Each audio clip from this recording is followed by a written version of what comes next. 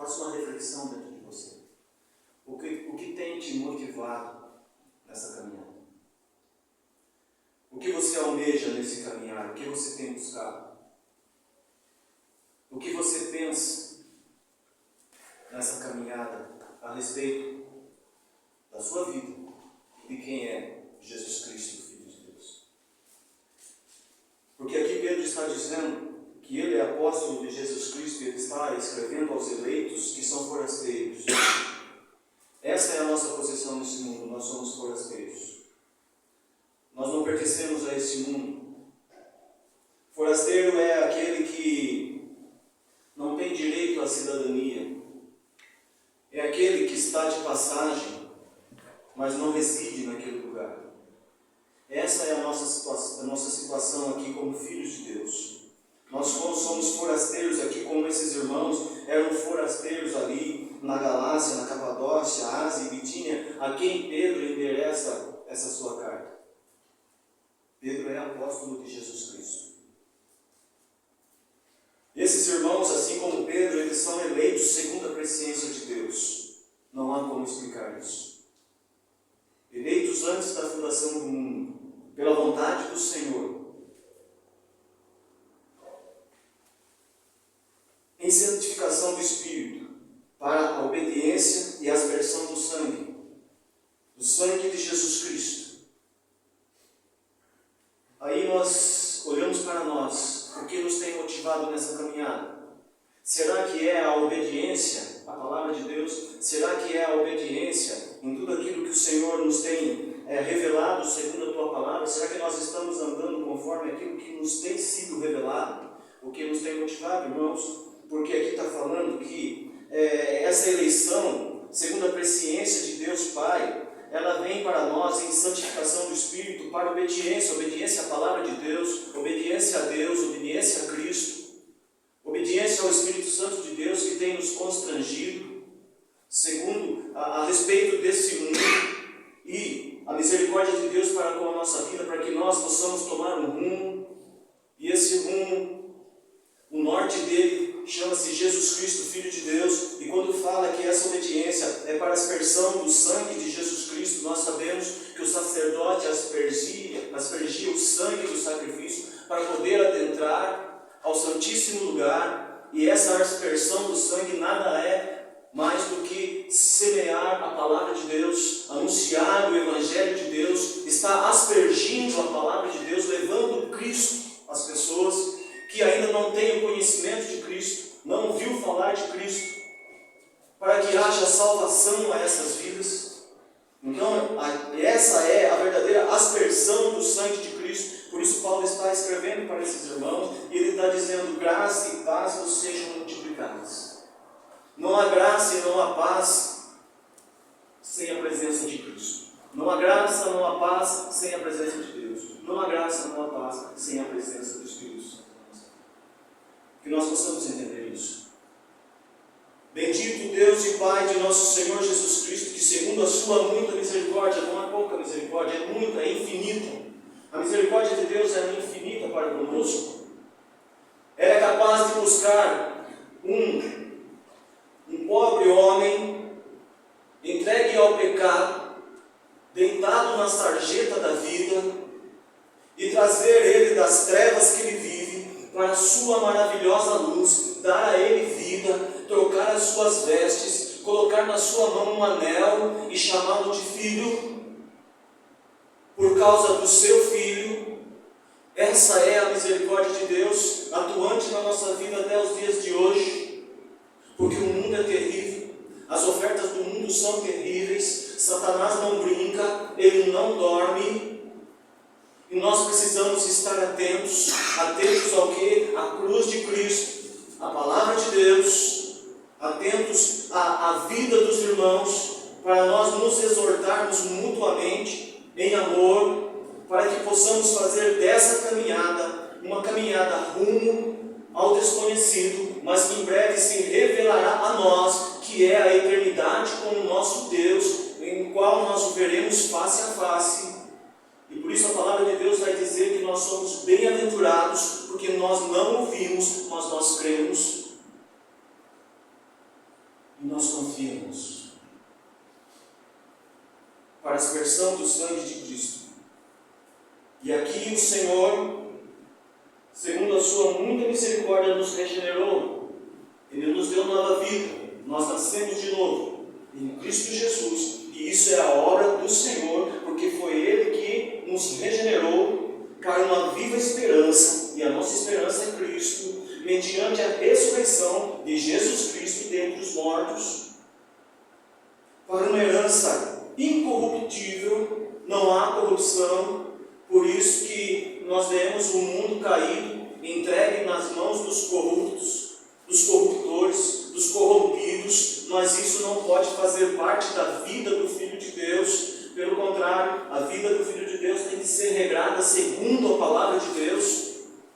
E aí eu preciso entender que Deus é amor, e Ele dispensou para nós amor, um amor que com a nossa força nós não conseguimos, é inatingível, mas Ele veio até nós.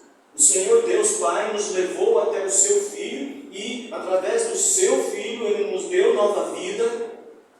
E aqui nós vamos ver que essa herança ela é incorruptível, sem mácula, sem mancha nenhuma. Não pode ser, porque o santo não se mistura com o profano. Essa herança de Deus para conosco, ela é sem mácula, incorruptível, imarcessível, reservada nos céus para vós outros, que sois guardados pelo poder de Deus, mediante a fé, para a salvação preparada para revelar-se no último tempo, na volta de Cristo. Quantos de nós aqui aguardamos a volta do Senhor? Quantos de nós aqui estamos orando, Maranata, a hora vem, Senhor Jesus? Quantos de nós aqui estamos nos alicerçando na rocha de Deus que é Cristo? E nós continuamos. Nisso exultais, no querido, que nós vemos antes. Nisso exultais. Exultar é sentir grande prazer. Exultar é sentir grande alegria. É alegria sem medida. Nisso exultais, embora no presente, enquanto estamos aqui, na nossa vida aqui, peregrinos e forasteiros, de passagem,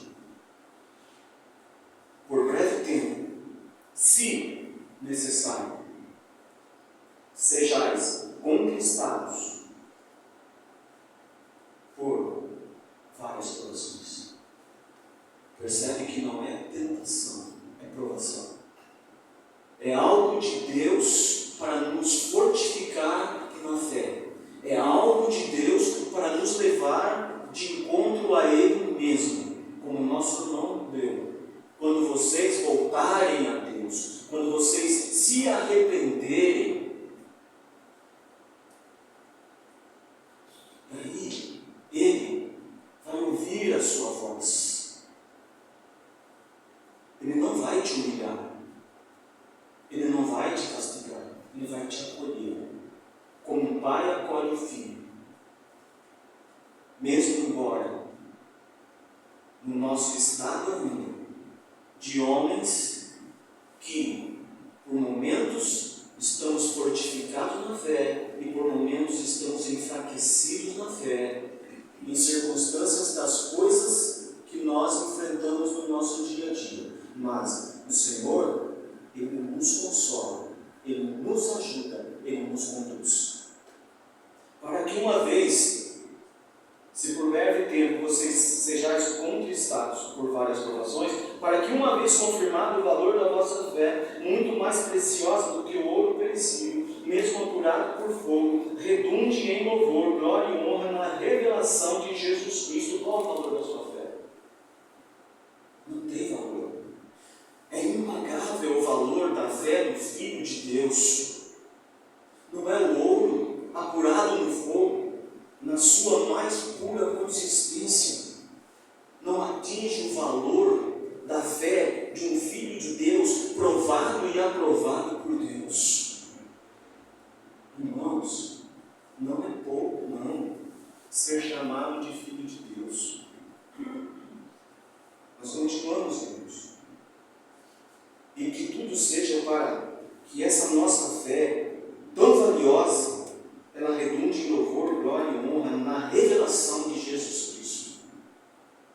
Cristo revelado através de nós, aspersão do sangue. A palavra de Deus semeada através de nós, semeadores da palavra. E que isso seja para louvor, glória e honra ao nosso Deus Pai, através da pessoa de Jesus Cristo. A quem não havendo visto a mais, no qual não vendo agora, nós não vimos Cristo. Nós não vemos Cristo agora, mas nós cremos. Exultais com uma alegria indizível e cheia de glória. É uma alegria indizível, não tem como mencionar, não tem como você expressar tamanha alegria em poder estar na presença de Deus, com liberdade, no seu quarto em secreto, não necessitando mais do sacrifício de animais, para que o sacerdote entrasse no Santíssimo Lugar e intercedesse pela vida do povo. Não há mais essa necessidade. O sacrifício único e santo de Deus é lá o seu Filho na cruz. Pai, está consumado, o véu do templo se rasgou de alto a baixo. É Deus vindo até nós e agora nós temos liberdade para entrar no Santo do Santo, na morada de Deus, na presença de Deus. E nisso está dizendo que nós devemos nos exultar com essa possibilidade que é real, com alegria indizível. É uma alegria que não tem como expressar. Ela é muito grande. Assim como o salmista diz: Senhor, as tuas maravilhas, o teu conhecimento, tudo para mim é inatingível. Eu não consigo alcançar, eu sou pequeno demais. Obtendo o fim da vossa fé, a salvação da vossa alma. É a eternidade com Deus. É a eternidade com Deus.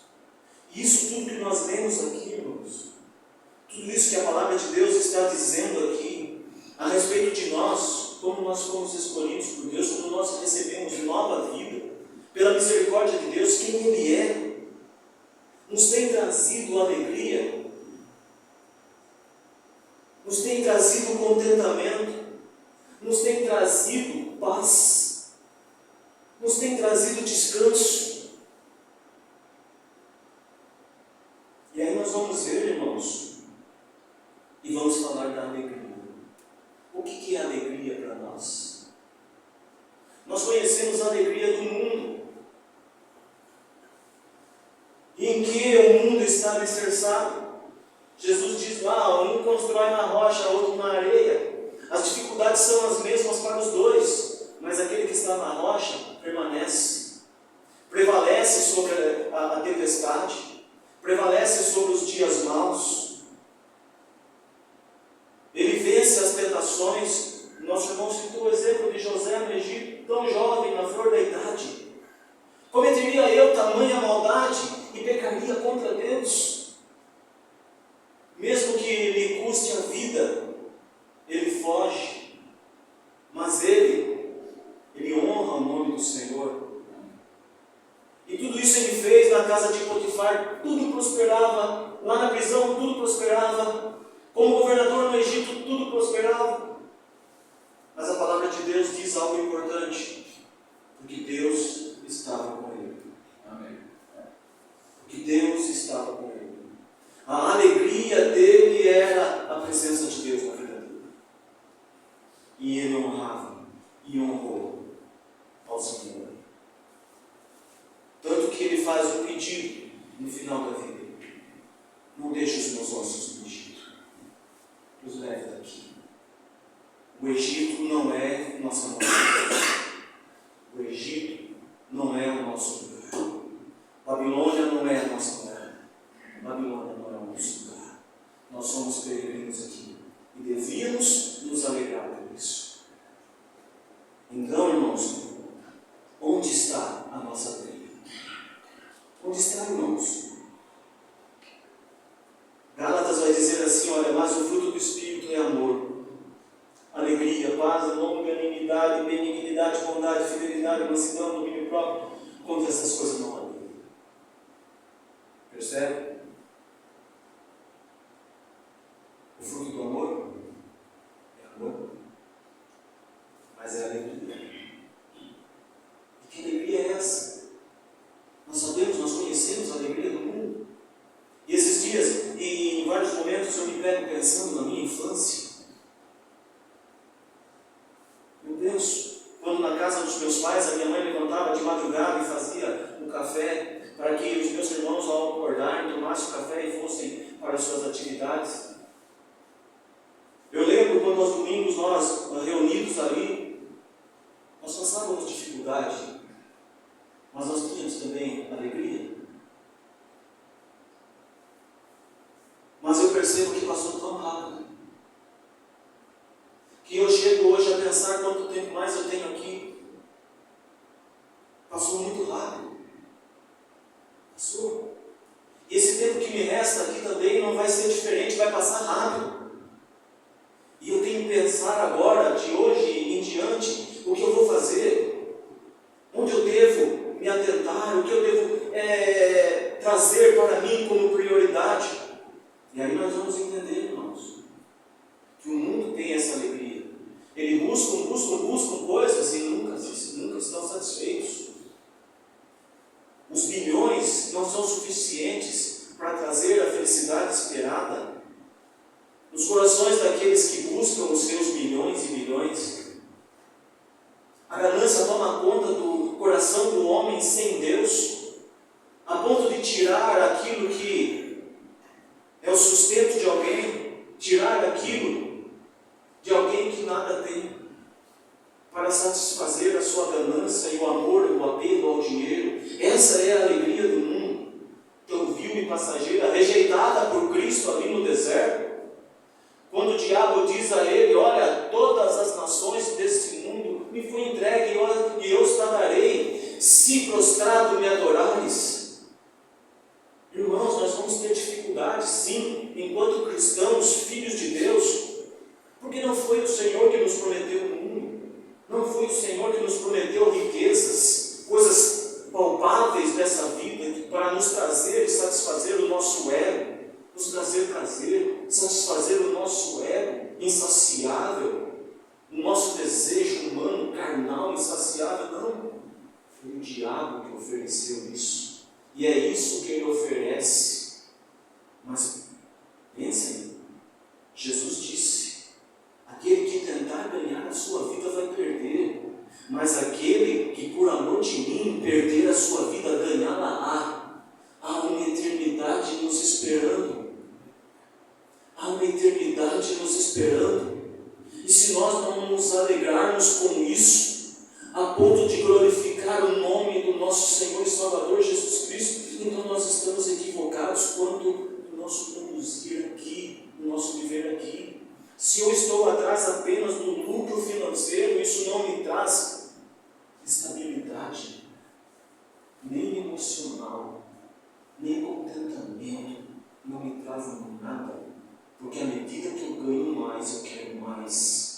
A natureza terrena do homem é assim, e é assim que o mundo age, para nos afastar de Deus. Jesus diz: olha, as raposas têm os seus covis, olha as aves dos céus, elas têm ninhos para si, o filho do homem não tem onde reclinar a cabeça. Mas ele não dizia isso lamentando, mas com alegria, porque ele não fazia parte desse mundo. É isso que nós precisamos entender. Nós não fazemos parte desse sistema. Não. O nosso sistema é celestial. O nosso sistema, ele é regido por um Deus misericordioso, que as suas misericórdias não têm fim, que ele nos alcança através da sua misericórdia. Ele não nos dá aquilo que nós merecemos, mas dá aquilo que nós não merecemos através da sua graça. Nós merecíamos o Cristo crucificado? Não. Mas ele entregou seu Filho ali, por amor de nós, pecadores. imerecedores que somos. Mas, pasmem, irmãos, somos filhos de Deus. Somos filhos de Deus. Somos filhos de Deus. Somos filhos de Deus. Amém. E esse fruto do Espírito, que é a alegria, ele está em nós.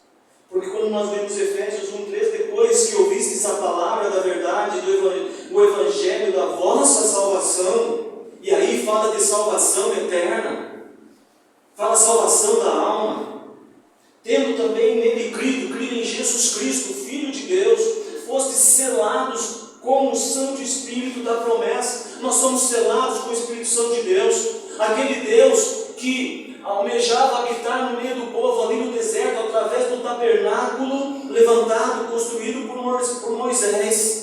Aquele Deus agora, após a crucificação do seu Filho, após tudo estar consumado, agora Jesus assunto aos céus, ele envia o Consolador, o Espírito Santo da promessa, e ele passa a habitar dentro de nós. Esse Deus que queria estar no meio do povo, conversar com o povo, assim como conversava com Moisés, dentro da tenda da congregação, ali no tabernáculo, ele queria conversar com o povo, mas o povo não atentou para essa vontade de Deus, preferiu fazer a sua vontade, não atentou para as maravilhas do Senhor no Egito, tirando-os de lá, sobre mão forte, trazendo e fazendo-os passar sobre terra seca, o mar vermelho, transformou a água amarga em água doce, símbolo da cruz de Cristo, aquele lenho jogado ali, porque eles estavam murmurando. O Senhor queria conversar com eles, mas eles não atentou para isso. Poucos dias de Moisés no Monte Sinai conversando com Deus, e eles pedem um Deus para eles, e é dado o bezerro de ouro a eles. Por isso nós temos que nos atentar, irmãos. Nós que somos filhos de Deus, nós estamos fazendo o quê? Com a palavra de Deus. Nós estamos ainda dizendo para aqueles que não conhecem a Cristo: Jesus te ama. Tem sido essa a nossa mensagem? Venha para Cristo e tudo que os seus problemas será resolvido. Venha para Cristo e você vai ser feliz. Não Cristo, eles anunciam Jesus, não a obra salvífica da cruz. A palavra de João Batista no deserto era: arrependei-vos. Jesus começa o seu ministério: arrependei-vos. Se não há arrependimento, não há salvação. Eu posso dizer para o mundo inteiro: Jesus te ama, mas se não tiver arrependimento, se a mensagem do Evangelho não for sobre o arrependimento, não há salvação. Não vai alcançar ninguém.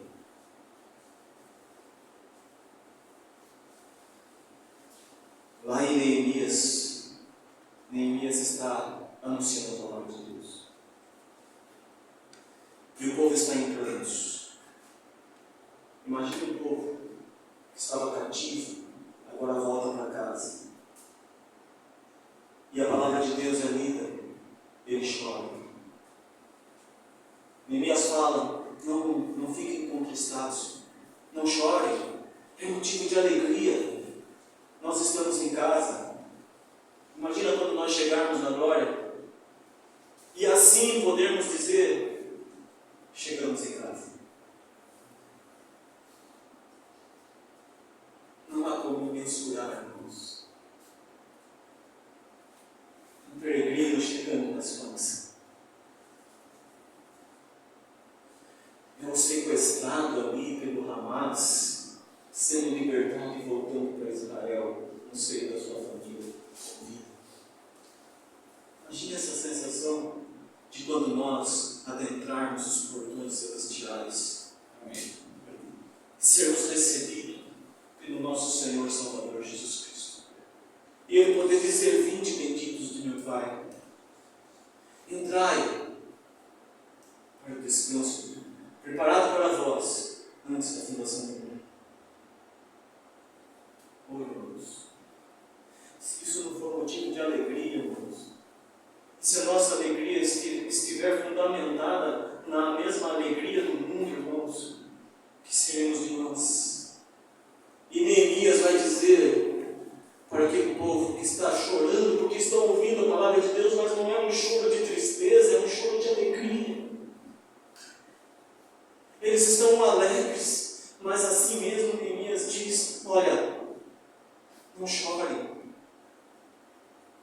Não chore. Porque a alegria do Senhor é a nossa força. A alegria do Senhor tem sido a nossa força, irmãos. Porque a palavra de Deus diz que ela é a nossa força. A alegria do Senhor, a alegria de estar na presença do Senhor, a alegria de poder abrir a palavra de Deus e ler um versículo, 2 ou mais, um capítulo todo. Senhor, irmãos, será que nós temos suportado o bastante as provações, as tribulações? Será que nós temos sofrido perseguições, irmãos? Imagine, irmãos, que houve um tempo em que Roma, Nero, na sua loucura, ele imputa a culpa da sua loucura em queimar Roma nos cristãos residentes ali nas periferias de Roma, porque onde os cristãos estavam, o fogo atingiu. Lembra do povo no Egito? O Egito está em trevas, mas lá gozem a luz, porque lá está o povo de Deus, separado do Egito. O anjo da morte passa sobre todas as casas, mas na casa que está debaixo do sangue do cordeiro sacrificado ali, a morte não entra, lá dentro tem vida. Então, irmãos, Nero, na sua loucura, começa a perseguir e autoriza a perseguição aos cristãos. Eles são assassinados, eles são levados ao Coliseu e são lançados ali com os leões famintos. Dias sem comer, aquelas feras estavam famintas. Mas o historiador diz que eles entravam marchando e olhando para o alto, assim como Estevão, quando estava sendo apedrejado, ele olhou para o céu e viu o céu aberto. O historiador diz que o marchar daqueles cristãos era como se eles estivessem marchando, os seus olhos voltados para cima, é como se eles vissem a glória de Deus, e eles cantavam, mesmo sabendo que seriam despedaçados por aquelas feras, mas sabiam que ao fechar os olhos ali, estariam com o Senhor de glória. Nero não entendia isso. E isso levava ainda mais aquele homem à loucura.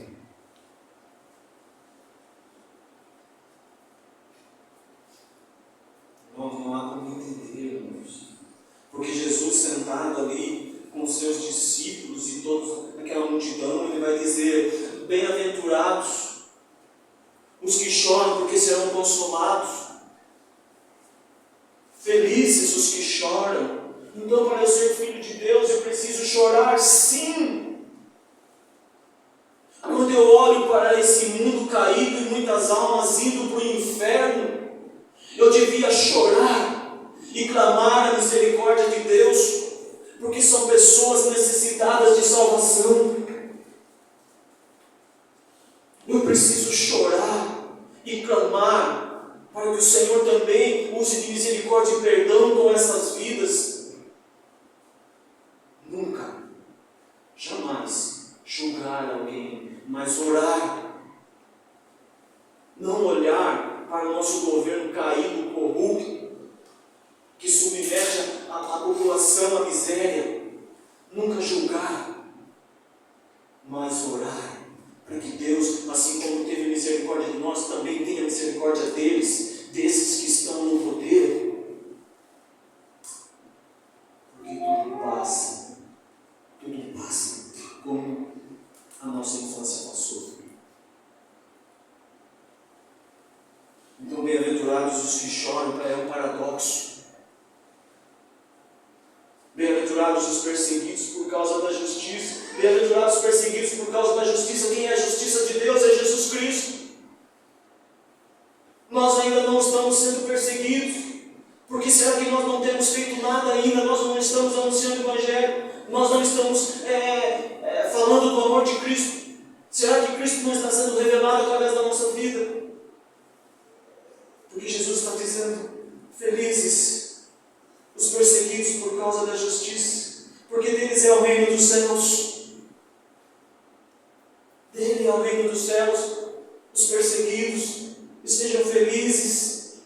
Bem-aventurados sois quando por minha causa vos injuriarem e vos perseguirem, mentindo, disserem todo mal contra vós. Nós não conseguimos ouvir nada negativo e nós já nos revoltamos. Se a pessoa nos vem, conduz a nós com uma palavra mais ríspida, a nossa reação é acima do limite. Nós nos revoltamos e já não há perdão mais. Eu não perdoo aquela pessoa porque ela me falou isso. Eu não perdoo aquela pessoa porque ela me fez isso. Ei, nós afrontamos a Deus com os nossos pecados, com a nossa vida vil, e Ele nos perdoou. Qual foi o tamanho desse perdão? Qual foi o tamanho de Deus para conosco? O perdão de Deus para conosco? A cruz. A cruz.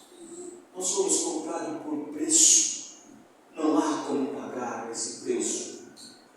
É preço de sangue. É preço de um inocente, sem pecado, morrendo no lugar de um pecador miserável.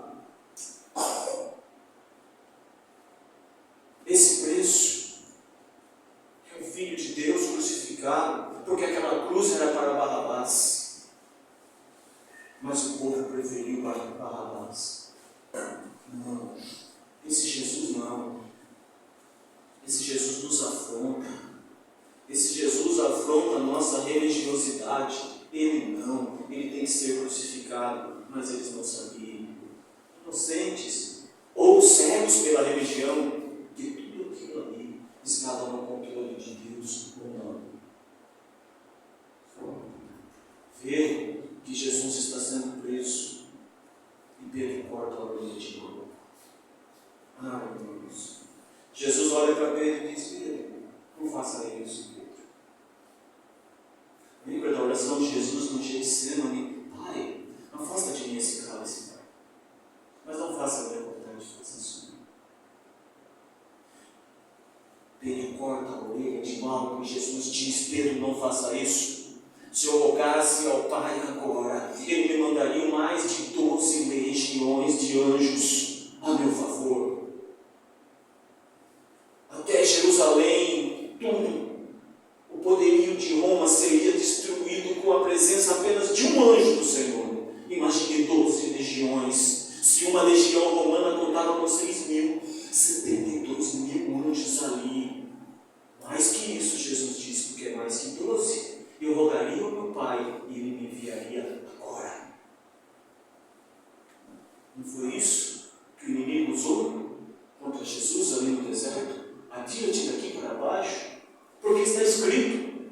Foi a única tentação que ele usa, a palavra distorcida para tentar o Filho de Deus. Mas ele não sabia que ali estava um Filho de Deus que estava debaixo da vontade do Pai.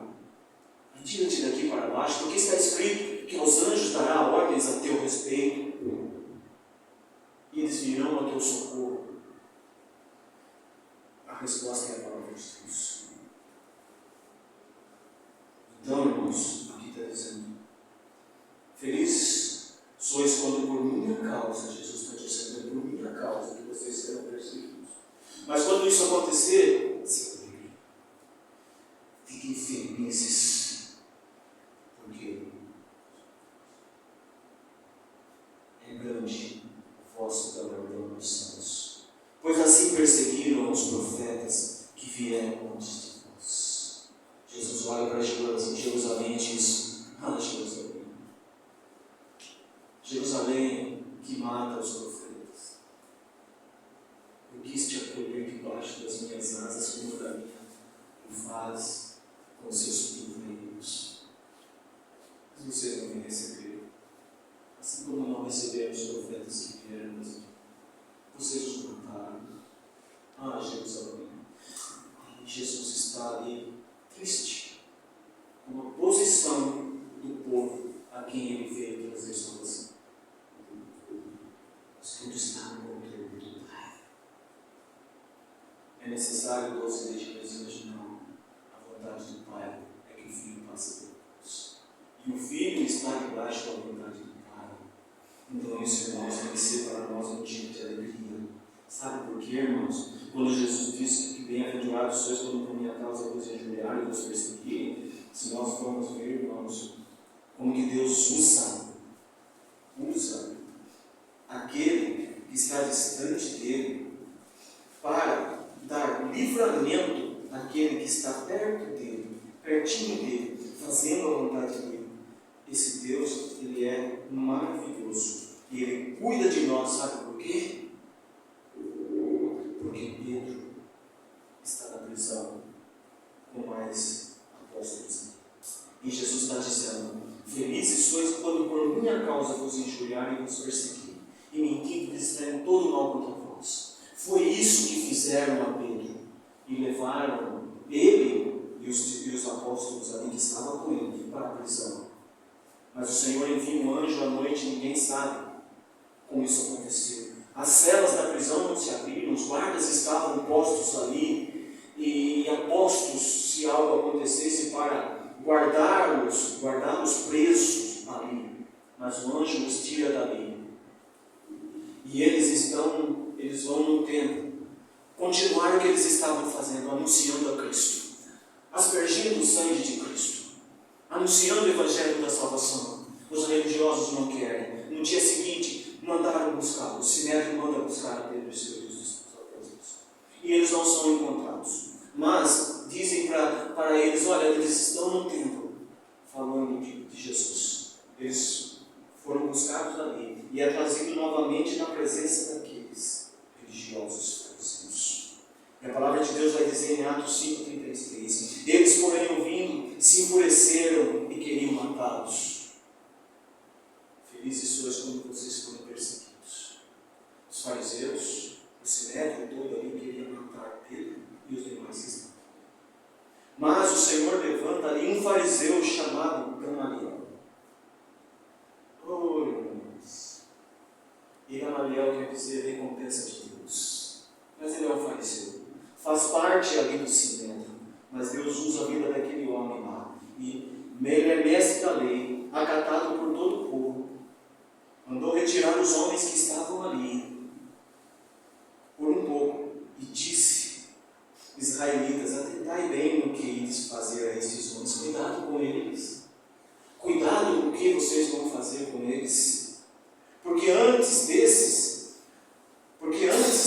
dias se levantou Teudas, insinuando ser ele alguma coisa, um falso profeta, ao qual se agregaram cerca de 400 homens, mas ele foi morto. E todos quantos lhe prestaram obediência se dispersaram e deram em nada. Depois desse levantou-se Judas, o Galileu, nos dias do recenseamento, e levou muitos consigo. Também este cresceu e todos quantos lhe obedeciam foram dispersos. Mas esses que estão na presença de vós, esses que estão aqui, ele vai dizer: agora vos digo, dai de mão a esses homens, dai de mão, deixai-os ir. Não os prenda aqui, não os impeçam.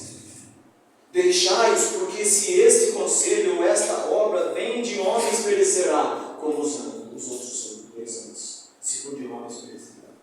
Mas se é de Deus, não podereis destruir. Você fala: mas se é de Deus, mas eles não receberam a Cristo, os apóstolos estão anunciando Cristo. Mas Gamaliel, fariseu, mestre da lei, ele vai dizer: mas se é de Deus, não podereis destruí-los, para que não sejais porventura achados lutando contra Deus. E concordaram com ele. Mas lembra que Jesus falou: vocês sejam felizes, alegrai-vos quando vos perseguir, vos injuriarem, dizerem todo mal contra vós por minha causa. E aí, chamando os apóstolos, açoitaram-nos, e ordenando-lhes que não falassem em nome de Jesus, o soltaram. Eles açoitaram a Pedro. coração deles. Eles lembraram daquilo que Jesus falou. Fiquem alegres. E eles se retiraram do sinédrio regozijando-se, alegrando-se por terem sido considerados dignos de sofrer afrontas por esse nome.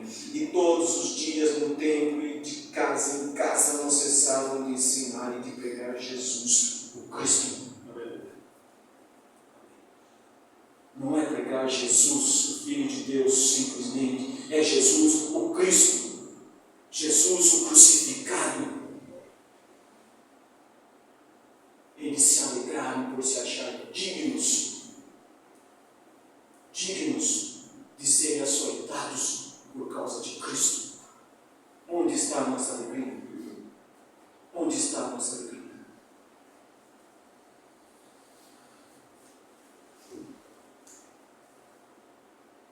Poderia haver mais e mais e mais, porque há muitos relatos, irmãos, muitos relatos. Abraão, a alegria dele, por muitas riquezas que ele tinha, a alegria dele é poder esperar a Jerusalém Celestial. A alegria dele era poder receber a presença do Senhor na sua tenda, no mais alto sol, nos carvalhais de Mamre. Poder oferecer uma mesa ao Senhor, poder conversar e interceder por Ló, antes que Sodoma seja destruída. A alegria de Abraão estava nisso, não naquilo que ele possuía. Não é a alegria do mundo, é a alegria celestial que só o Senhor pode nos dar. Moisés, ele não aceita ser chamado filho da filha de Faraó e viver as regalias do palácio. Por quê, irmãos? Por quê? Porque ele percebeu que a vergonha do crucificado é mais valiosa do que toda a riqueza que o Egito pode oferecer. A palavra de Deus nos orienta. Não acumuleis tesouros na terra, mas acumuleis tesouros nos céus. Porque essa riqueza é eterna. O que mais nós poderíamos dizer, né? Assim, em 1 Coríntios, Paulo vai dizer assim: olha, se a nossa esperança em Cristo se limita apenas a esta vida, somos os mais infelizes de todos os homens. Há alegria no homem terreno? Há alegria? Não há. Há paz no coração do ímpio? Não há.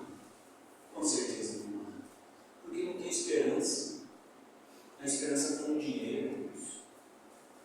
Quanto mais eu ganho, eu sou feliz. Eu não me importo com a necessidade do meu vizinho. Eu não me importo. Meu vizinho que corre atrás das necessidades dele. Eu me importo comigo. É o meu ego. É o egocentrismo. Eu não me importo se na rua, ao caminhar, eu vejo alguém deitado, com fome, sem forças para se levantar, mas eu estou alimentado porque eu pude assentar no mais caro restaurante da cidade. Esse é o homem desprovido da presença de Deus, que julga as pessoas como os merecedores daquilo que está passando. Sim, às vezes nós temos escolhas equivocadas. Mas quando nós erramos, nós recorremos a Deus. Não é assim que a palavra de Deus diz? Para nós nos achegarmos ao trono da graça, para receber misericórdia em tempo oportuno. É a morte de Cristo na cruz nos concedendo isso. A alegria do mundo é essa, irmãos. Ela é vil, ela é passageira, suja, não tem honestidade. Pois é. Paulo está dizendo para os coríntios: olha, irmãos, apesar de tudo que está acontecendo aí,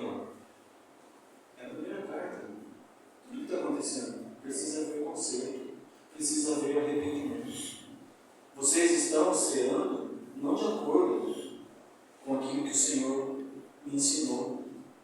Vocês comem as suas próprias comidas, enquanto alguns ao seu lado passam fome. Percebe que vocês estão assentados à mesa? Você não consegue estender a mão ao que está sentado à sua frente? Você come aquilo que você trouxe para si mesmo. Não é assim que o Senhor me ensinou e me entregou. E olha, se a nossa esperança em Cristo se limita apenas a essa vida, somos os mais infelizes de todos os homens. Essa é a palavra de Paulo e conselho aos Coríntios. Há uma vez Jesus envia os seus discípulos. Lucas 10, 17, olha, meus amados. É o que nós vemos nos templos hoje, ditos evangélicos, onde pessoas estão se exibindo e estão acumulando para si riquezas, anunciando um falso evangelho. E aqui, o sentimento desses discípulos enviados por Jesus não seria diferente desses, porque é uma alegria terrena, passageira. Porque Jesus diz assim, olha, a palavra de Deus, Lucas 10, 17. Então regressaram os 70 discípulos que Jesus enviou para anunciar o Evangelho, repreender demônios, curar os enfermos. E eles estão possuídos de alegria, dizendo: Senhor. Eles exclamam ao Senhor com alegria. E eles dizem: Senhor, os próprios demônios se nos submetem pelo teu nome. Onde está a alegria deles? Em expulsar os demônios, em submeter os demônios, no nome de Jesus. A alegria deles está fundamentada nisso. Mas a resposta de Jesus, ela é incisiva. E diz: mas ele lhes disse: eu via Satanás caindo do céu como um relâmpago. Jesus está falando da sua eternidade. Jesus está falando do seu poder. E Jesus vai dizer: eis aí vos dei autoridade para pisar de serpentes e escorpiões, e sobre todo o poder do inimigo, e nada, absolutamente nada, vos causará dano. Mas vocês estão equivocados quanto a essa alegria que vocês estão sentindo. Não obstante, apesar de tudo isso, alegrai-vos, não porque os espíritos se vos submetem, e sim porque o vosso nome está arrolado no céu. Irmãos, se isso não me traz conforto, consolo, se isso não me traz paz, se isso não me traz alegria, eu preciso rever a minha vida. Porque o meu nome, Jesus disse: alegrai-vos, por causa de tudo isso que vocês viram, que vocês fizeram no meu nome, mas porque os vossos nomes estão arrolados nos céus, escritos no livro da vida. O Senhor tem o nosso nome escrito no seu livro, e naquele dia Ele vai nos chamar pelo nosso nome, que nós haveremos de receber na glória. Vinde, benditos do meu Pai. Vinde, benditos do meu Pai. Vinde, benditos do meu Pai.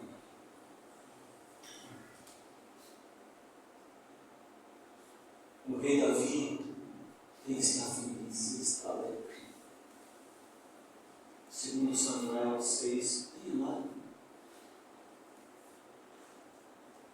A arca está na casa de Abinadab por mais de 20 anos.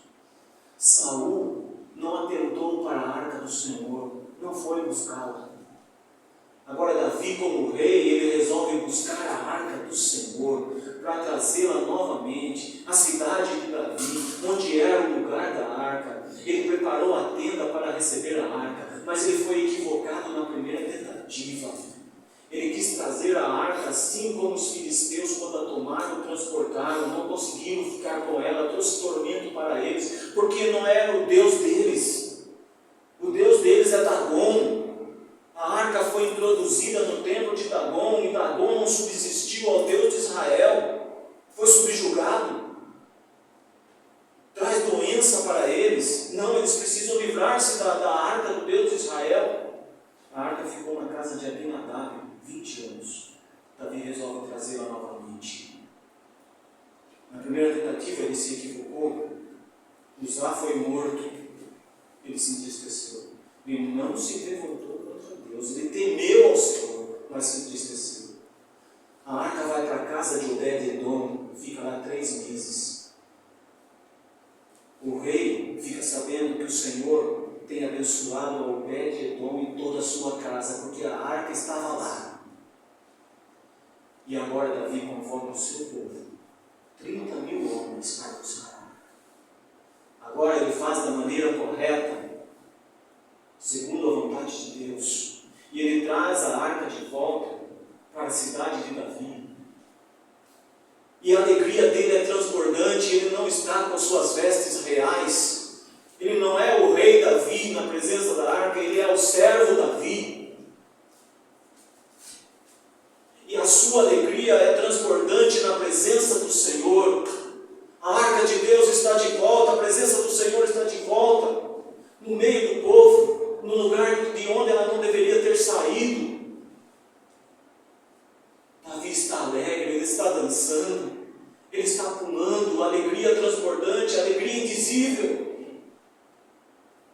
Mas ele é repreendido por Mical, porque as suas vestes não são dignas de um rei.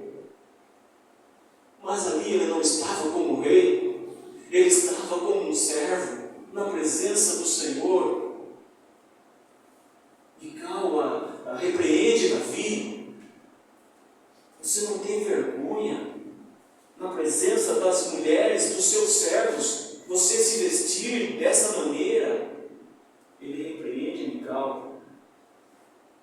Ele fala em nome do Senhor, que rejeitou a teu pai e a todos da sua casa, e me constituiu rei no lugar do seu pai, para governar o seu povo, o povo de Deus. É na presença dele que eu me alegro. É na presença dele que eu me alegro. O Salmo 16 vai dizer que na presença do Senhor há plenitude de alegria. Na presença do Senhor há alegria completa. Paulo está num momento difícil, ele pede para o Senhor: tira de mim esse espinho na carne. Não, Paulo, a minha graça te basta. A minha presença te basta. A presença do meu filho na sua vida te basta. E esse homem transformado vai dizer: tudo que eu era, tudo que eu tinha, eu considero como perda para ganhar a Cristo. Cristo é a minha alegria. E a minha alegria agora é estar com Ele, que é muito melhor. Mas por amor de vós, eu preciso ficar mais um pouco. Vocês precisam estar alicerçados na palavra, para que eu possa assim partir. Vê Simeão, a alegria de Simeão lá no templo. Ele pega o menino no colo e fala: Senhor, despede em paz o teu servo, porque agora os olhos viram a sua salvação, a salvação do seu povo.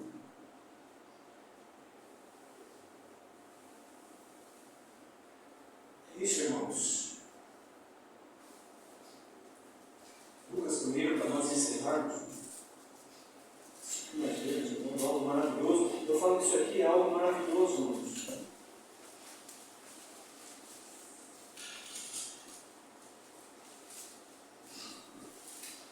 Primeiro João 3, nós vamos encerrar com isso daqui.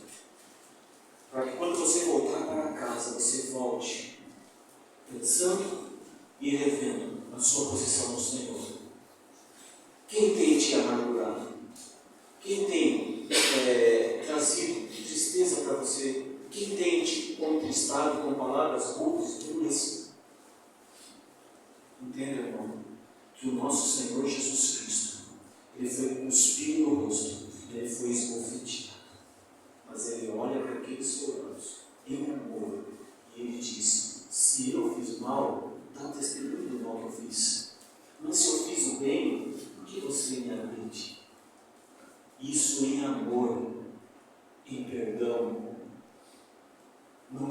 ti.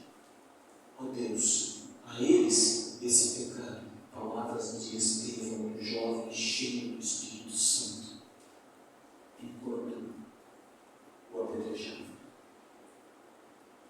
E ele adormeceu quando liberou perdão. O Senhor reconheceu. Mas ele estava ali com alegria, porque mesmo no momento do apedrejamento, ele viu os céus abertos e Jesus Cristo, Filho de Deus, em pé, esperando para receber. João 3, 23. Depois disso, foi Jesus com seus discípulos para a terra da Judéia, e ali permaneceu com eles e batizava. Ora, João estava batizando em Enom, perto de Salim, porque havia ali muitas águas, e para lá concorria o povo que era batizado. Pois João ainda não tinha sido encarcerado. Ora, entre os discípulos de João e um judeu suscitou-se uma contenda com respeito à proliferação. E foram ter com João e lhe disseram: Mestre, aquele que estava contigo além do Jordão, do qual tens dado testemunho, está batizando, e todos lhe saem ao encontro. Respondeu João: o homem não pode receber coisa alguma se do céu não lhe for dada. Lembra com Pilatos? Você não diz nada, eu posso te soltar, eu posso te crucificar. Você não teria poder sobre mim se lá do alto não lhe fosse concedido. Foi a resposta de Jesus a ele. Mas Jesus não respondia com repulsa, respondia em amor, para que Pilatos pudesse enxergar o que ele estava fazendo realmente, quem era o Jesus que estava ali na presença dele. Respondeu João: o homem não pode receber coisa alguma se do céu não lhe for dado. Vós mesmos sois testemunhas de que vos disse: eu não sou o Cristo, mas fui enviado como seu precursor, como seu mensageiro, aquele que tem a missão de anunciar o novo, ou aquilo que está por vir, ou quem está por vir. Eu sou o precursor dele.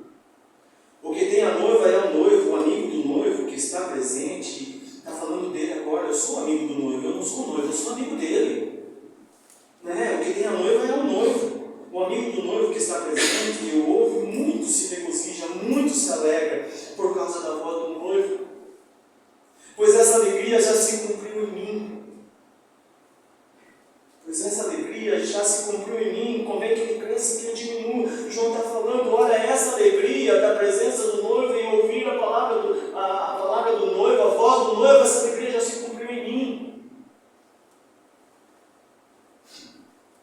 Lucas 1:31. Naqueles dias, dispondo-se Maria, foi apressadamente à região montanhosa, a uma cidade de Judá, e entrou na casa de Zacarias e saudou Isabel. Ouvindo esta saudação de Maria, a criança estremeceu no ventre, e então Isabel ficou possuída do Espírito Santo. Exclamou em alta voz: bendita és tu entre as mulheres, e bendito o fruto do teu ventre. E de onde me provém que me venha visitar a mãe do meu Senhor? Isabel está grávida de João Batista. Maria está esperando Jesus Cristo, Filho de Deus, o nosso Salvador. Isabel diz: de onde me provém que me venha visitar a mãe do meu Senhor? Pois logo que me chegou aos ouvidos a voz da tua saudação, a criança estremeceu de alegria dentro de mim. Essa alegria de ouvir a voz do noivo, essa alegria já se cumpriu em mim. A alegria indizível, a alegria do Senhor, que nós possamos nos atentar à palavra de Deus. Aquilo que o Senhor nos tem falado, nos tem ensinado. Que nós possamos, a cada dia da nossa vida, a cada instante da nossa vida, nos arrepender diante